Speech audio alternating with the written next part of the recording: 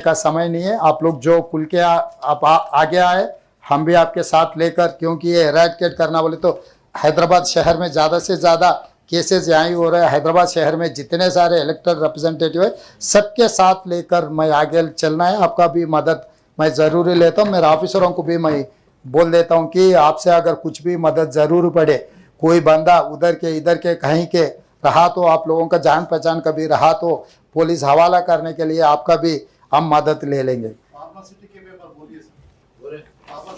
बोलते सर, अभी बहुत सारे हैं। अभी क्लैरिफिकेशन के बारे में जो वो मुद्दा उठाया वो बात करेंगे आगे आने वाले दिनों में, और बहुत सारे चर्चा होने वाले हैं। वो चर्चा में आप जो मुद्दा उठाएंगे, हम जब का जब उसके बारे में का सरकार का क्या राय है, हम बहुत क्लियर कुल्लम कुल्ला मैं बोल देता। मैं कोई छुपा के इधर उधर नहीं है। मैं डरा है जैसा, धमका है जैसा, ऐसा कुछ होता है। मेरा टोन वैसे है क्योंकि मैं गांव से आया। गांव के जो आदमी जो बोलने का ढंग रहता है, मैं किसान का बेटा हूँ, तो इसीलिए मेरा ढंग ऐसा है कि मैं अमेरिका में जाके इंग्लिश में नहीं पढ़ा। मैं तेलुगु मीडियम में सरकार स्कूल में छोटे गांव में पढ़ के इतने दूर आए। मैं नलामला फॉरेस्ट से ISO जंगल से ISO एक स्टूडेंट हूँ, एक किसान का बेटा हूँ। इसीलिए मेरा जो सोच है, जो दिमाग में दिल में है, वही बात मैं दिखाता हूँ। किसी को जो गुनहगार है उनको डर लगना है, जो जरूर उसके बारे में वक्फ बोर्ड लैंड के भी हम लोग जो आपके कंप्लेंट्स, जो स्पेसिफिक केसेस हम जो देंगे, हम एग्जामिन कर दे के जो करना है, कार्रवाई करना है, हम लोग कर देंगे। अदे विधंगा नर्सिरेड्डी गाరు కూడా స్కూల్ సర్వీసెస్ మ్యాటర్ మీద, CPS మీద, జీతాలు మొదటి తారీఖు చాలా విషయాలు ప్రస్తావించారు. ఒకేసారిగా అన్ని సమస్యలు పరిష్కరించే దాని మీద మాట్లాడినారు. డెఫినెట్గా ఓపెన్ మైండ్తోనూ CPSని రివైవ్ చేయడం కానీ, 317 జీవోల విషయంలో కానీ ఈ ప్రభుత్వం మీ అందరితో చర్చలు, గతంలో ఏ విధంగా అయితే టీచర్ సంఘాలకు సంబంధించి ముఖ్యమంత్రులే వాళ్ళతో కూర్చొని చర్చించి మీరు లేవనెత్తిన అంశాలను పరిష్కరించే విధానం ఉందో తిరిగి పునరుద్ధరిస్తాం. ఎమ్మెల్సీలతో పాటు టీచర్ల సంఘాల వాళ్ళు చాలామంది ఉన్నారు. ఆ విషయాలన్నిటి కూడా వాళ్ళతో ప్రత్యేకంగా సమావేశం ఏర్పాటు చేస్తాం. శాసనసభ సమావేశాలు ముగిసిన వెంటనే ఈ విద్యా విధానంలో ఉపాధ్యాయుల మధ్యలో ఉన్న సమస్యల్ని, వాళ్ళు ఏమేమి ఎదుర్కొంటున్నారో వాళ్ళతోనే అవసరమైతే ఒక 4 గంటలు కూర్చొని అధికారులను కూడా నిర్ణయాలు చేసే అధికారులను, చీఫ్ సెక్రటరీతో సహా మిగతా అధికారులందరినీ కూడా పిలిచి మీతోని సమావేశాన్ని ఏర్పాటు చేస్తాం. మీరు లేవనెత్తిన అంశాలు, అందులో ప్రభుత్వం పరిష్కరించగలిగిన వాటిని అన్నిటిని కూడా అక్రాస్ ద టేబుల్ వాటిని పరిష్కరిస్తాం. అదేవిధంగా శంబీపూర్ రాజు గారు వికలాంగుల విషయము అన్నారు. వికలాంగులది ఆల్రెడీ అవకాశం ఉన్నది. ఇంకా ప్రత్యేకంగా వికలాంగులకు ఏమైనా ప్రత్యేకమైన వసతులు ఏర్పాటు చేయాలన్నా కూడా ఈ ప్రభుత్వము ముందుకు వస్తుంది. ఇక అదేవిధంగా పబ్బులు, బార్లు మనం ఎంత తక్కువ మాట్లాడుకుంటే అంత మంచిది.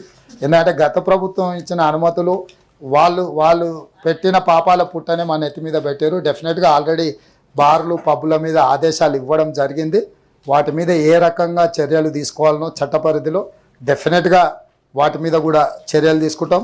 అదేవిధంగా AVN రెడ్డి గారు 317 జీవోకి సంబంధించి స్పౌస్ కేసెస్ గురించి వివిధ అంశాలు లేవనెత్తారు. డెఫినెట్గా ఈ జీవో వాళ్ళందరి సమస్యలు పరిష్కరించడానికి మా ప్రభుత్వం కట్టుబడి ఉన్నది. వాటన్నిటిని కూడా పరిష్కరిస్తాం. ఈచ్ ఇండివిజువల్ కేసెస్ ఏమున్నా కూడా వాటన్నిటిని కూడా మా దృష్టికి తీసుకురావాల్సిందిగా కోరుతున్నాం. బ్రేక్ఫాస్ట్కు సంబంధించి కూడా లాంఛనంగా సేమ్ ఇది కూడా అదే కేసు, నకిలీ కేసు. ఒక రోజు కోసం అట్లా ఫోటో ఫినిషింగ్ కోసం చేసిండ్రు, తర్వాత ఎక్కడ చేయలేదు. భవిష్యత్తులో మధ్యాహ్న భోజన పథకాన్ని అమలు చేసే దాంట్లో కూడా వాళ్ళకు వాళ్ళ జీతభత్యాలు కానీ, వాళ్ళ ఖర్చులు కానీ ఏమి ఇవ్వకుండా మధ్యాహ్న భోజన పథకం కూడా లోపభూయిష్టంగా ఉన్నది. వాటిని ఈ బ్రేక్ఫాస్ట్కు సంబంధించిన అంశాలను కూడా వీటన్నిటిని కూడా ప్రత్యేకంగా చర్చ చేసుకొని ఆ సమస్యల లోతు తెలుసుకొని వాటిని కూడా పరిష్కరిస్తాం. అదేవిధంగా రఘోత్తమ్ రెడ్డి గారు లేవనెత్తిన హెల్త్ కార్డు, ఇతర విషయాలు కూడా చెప్పిండ్రు. ఇవన్నీ ప్రభుత్వం మీకు తెలుసు 7 తారీఖు నాడు మేము బాధ్యత తీసుకున్నాం. 10 రోజులు కూడా కాలేదు. ఇప్పటికే చాలా విషయాలను సమీక్షిస్తున్నాం, చాలామందిని కలుస్తున్నాం, చాలామందితో మాట్లాడుతున్నాం. రోజుకు 18 గంటలు సమస్యల పరిష్కారం కోసం మేము సమయాన్ని ఇస్తున్నాం. తప్పకుండా ఈ విషయాలను అన్నిటిని కూడా ఒక్కసారి శాసనసభ సమావేశాలు ముగిస్తే మాకు కొంత సమయం దొరుకుతుంది. మా మంత్రులందరూ కూడా సచివాలయంలో అందుబాటులో ఉంటారు. మేము రాబోయే రోజుల్లో ఖచ్చితంగా వారంలో 3 రోజులన్న సచివాలయంలో మా మంత్రులందరూ కూడా విజ్ఞాపన పత్రాలు లేకపోతే రిప్రజెంటేషన్స్ తీసుకోవడానికి సంబంధిత శాఖల మంత్రులందరికీ కూడా మేము నిర్ణయం తీసుకొని సచివాలయంలో అందుబాటులో ఉంటాం. సాయంత్రం 4 నుంచి 6 గంటల వరకు ఎవరు రావాలన్నా వచ్చి అనుమతి తీసుకొని ఆయా సంబంధిత శాఖ మంత్రులకు మీరు మీ దృష్టికి వచ్చిన సమస్యల్ని తెచ్చే విధంగా వాటిని పరిష్కరించడానికి శాయశక్తుల ప్రయత్నం చేస్తాం. ఏదేమైనా అధ్యక్ష, మీ నాయకత్వంలో ఈ సభ సజావుగా జరగాలని, సమస్యలకు పరిష్కారం చూపించాలని, ఇక్కడ సభ నిర్వహించడం వల్ల చాలా సందర్భాలలో మంత్రులు ఇక్కడ జవాబు ఇవ్వడానికి కానీ లేకపోతే శాసన మండలి కొంత వివక్షకు లోనవుతున్నదన్న భావన సభ్యుల దృష్టికి వచ్చింది. నేను అసెంబ్లీ స్పీకర్ గారితో మాట్లాడిన, తమరితో కూడా మాట్లాడిన, సంబంధిత శాఖ మంత్రితో కూడా మాట్లాడిన, తొందరలోనే మనము ఇక్కడ జరిగే శాసన మండలి సమావేశాలని ఆ ప్రాంగణంలోకి మార్చుకొని గతంలో ఉమ్మడి సమావేశాలకు వినియోగిస్తున్న అసెంబ్లీ బిల్డింగ్ను పూర్తిగా రిపేర్స్, రినోవేషన్, రిస్టోరేషన్ చేసుకొని వచ్చే బడ్జెట్ సమావేశాలను అక్కడికి తరలించడం ద్వారా ఒక పక్కన అసెంబ్లీ, ఇంకొక పక్కన శాసన మండలి, మధ్యలో సెంట్రల్ హాల్ పెట్టడం ద్వారా ఒక మంచి సాంప్రదాయానికి, సభ్యులకు కూడా ఒకరంటే ఒకరికి ఒక గౌరవం పెరగడానికి, అక్కడనే మంత్రుల చేంబర్స్ ఉంటాయి కాబట్టి సభ్యులు ఏవైనా విషయాలు ఉంటే మంత్రుల దృష్టికి తీసుకెళ్ళడానికి ఒక మంచి సాంప్రదాయానికి మనం పునాది రాయి వేద్దాం. మీరు కూడా అనుమతించండి. ఇది తరలించడానికి అవసరమైన అన్ని చర్యలు తీసుకోవడానికి నేను మా అధికారులకు ఆదేశిస్తా. మీరు ఇక్కడ ఉన్న నోటిఫై చేయాలనుకుంటా. నాకు తెలిసినంత వరకు ఇక్కడ ఉండే సభను అక్కడికి తరలిస్తే కూడా అక్కడ నోటిఫై చేయాలనుకుంటా.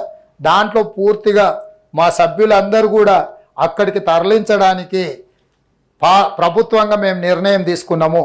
మీరందరూ కూడా మీ ఆమోదం తెలిపితే వచ్చే బడ్జెట్ సమావేశాల లోపే అక్కడికి తరలించుకుందామని చెప్పి నేను మీకు విజ్ఞప్తి చేస్తున్నా. మీరు అందరూ ఒప్పుకుంటే ఈ కార్యక్రమాన్ని ముందుకు తీసుకెళ్దాం. మా చీఫ్ సెక్రటరీ గారికి, మా అధికారులకు కూడా నేను తక్షణమే ఆదేశాలు ఇస్తాను. దీన్ని అమలు చేసి ఒక మంచి సాంప్రదాయాన్ని నెలకొల్పడానికి. నేను మళ్ళీ చెప్తున్నా, మనము ప్రజలు ఎన్నుకున్న ప్రజాప్రతినిధులము, మనం పాలకులం కాదు, మనం సేవకులము. వాళ్ళ సమస్యలు ప్రతి ఒక్కరు వ్యక్తిగతంగా వెళ్ళి వివిధ శాఖలతో కానీ వివిధ సంస్థలతో మాట్లాడలేరు కాబట్టి మనకు బాధ్యత ఇచ్చిండ్రు. మీరు ఏది ఉన్నా సమస్యలను లేవనెత్తడానికి ఎప్పుడైనా రావచ్చు. సమస్యల్ని పరిష్కరించడానికి ఈ ప్రభుత్వం ఓపెన్ మైండ్తో ఉన్నది. ఈ పరిపాలనను సజావుగా ముందుకు తీసుకెళ్ళి సంక్షేమ రాష్ట్రంగా, అభివృద్ధి రాష్ట్రంగా దీన్ని తీర్చిదిద్దుకుందాం. మన భవిష్యత్ తరాలకు ఒక మంచి సాంప్రదాయం. ఎందుకంటే గతంలో చుక్కా రామయ్య గారు, ప్రొఫెసర్ నాగేశ్వర్ గారు, చాలామంది మేధావులు ఇక్కడ సభ్యులుగా ఉన్నారు. వాళ్ళతో పాటు నాకు కలిసి పనిచేసే అవకాశం వచ్చింది.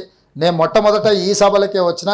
నాకు ఈ సభ మీద ప్రత్యేకమైన అభిమానం ఉన్నది. ఎందుకంటే నాలాంటి యంగ్స్టర్కి ఓ 15-16 సంవత్సరాల క్రితమే అవకాశం వచ్చి ఇందులోకి వచ్చి కొంత నేర్చుకోవడానికి అవకాశం వచ్చింది. కొత్తగా వచ్చిన సభ్యులకు కూడా నా సూచన, ఆ రోజుల్లో మేము ఏదైనా అంశం మీద చర్చ ఉందంటే రాత్రి మొత్తం ప్రిపేర్ అయ్యేటోళ్ళం, చదువుకునేటోళ్ళం.